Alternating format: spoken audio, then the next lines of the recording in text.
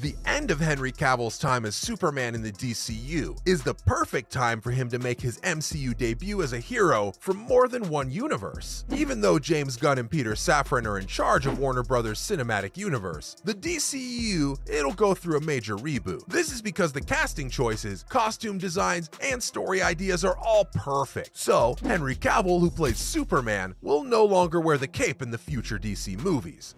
Stay down!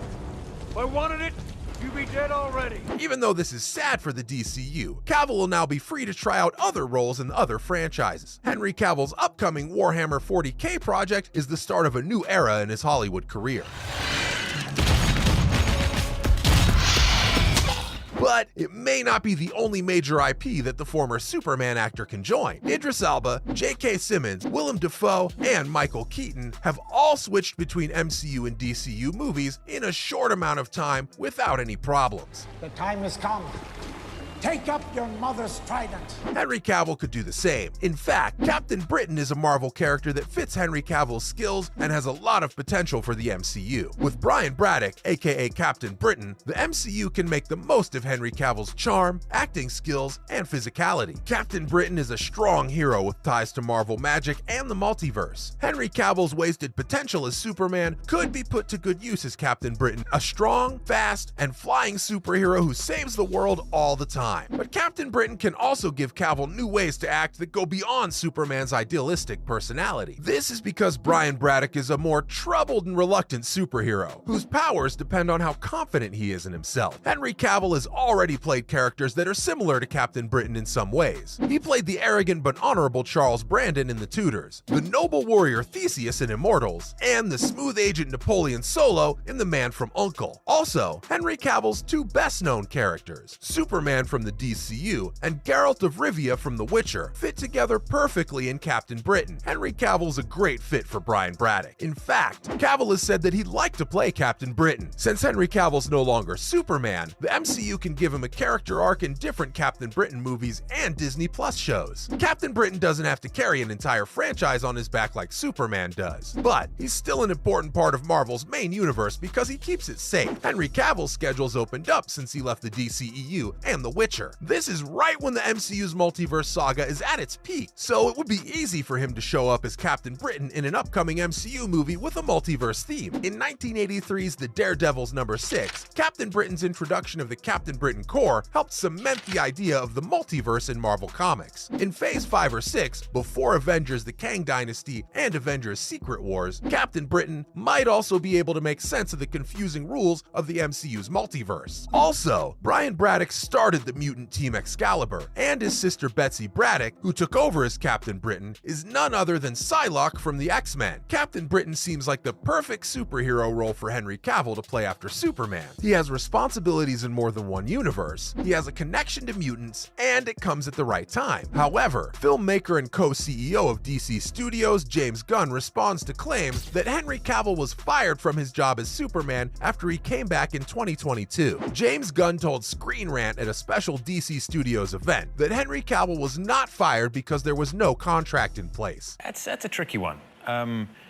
Because obviously it's been a while since I played Superman. Even though many fans like Cavill as Superman and his time in the role was filled with a lot of uncertainty, Cavill himself also felt a lot of uncertainty. Even though he had a big role in the DCEU as the leader of the Justice League, he wasn't asked to come back. Contracts are a big part of the business, and in the case of the MCU, they've caused a lot of trouble because they lock actors and studios into their roles and keep them involved. In the case of Cavill, it seems to be the exact opposite. As we said above, Henry Cavill made a short appearance in Black Adam alongside the title character, played by Dwayne Johnson.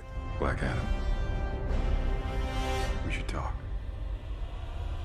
This short meeting was made even more important by a huge media push that Johnson seemed to be in charge of. He was trying to get people excited for a Superman vs. Black Adam showdown in the DCEU, and the start of a new age. Then on October 24th, 2022, Cavill made a public statement on his own Instagram account. I wanted to make it official that I am back as Superman.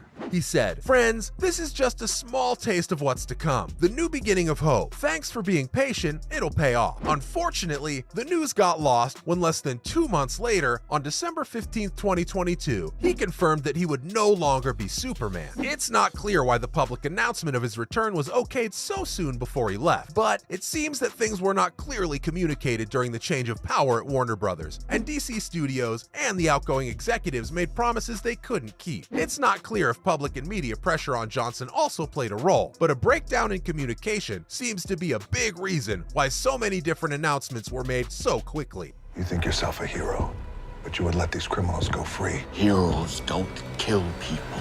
Gunn's plan for the future of the DC Universe, DCU, does include a Superman story, and it seems to be an important part of the bigger plan. Next up is the big one, the true beginning of the DCU.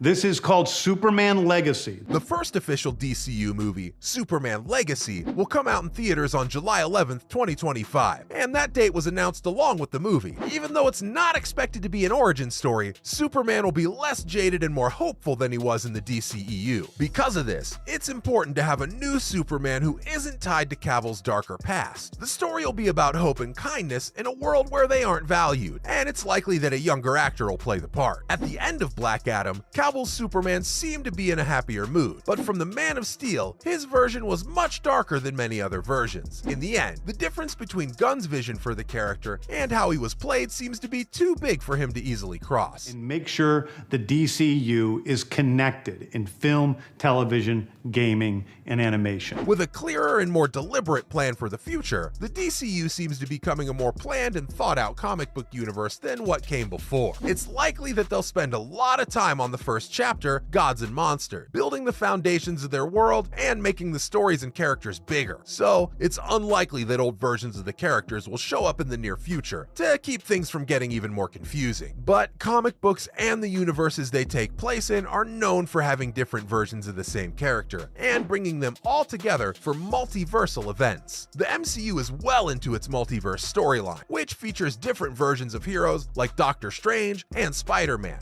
So you make your own web fluid in your body?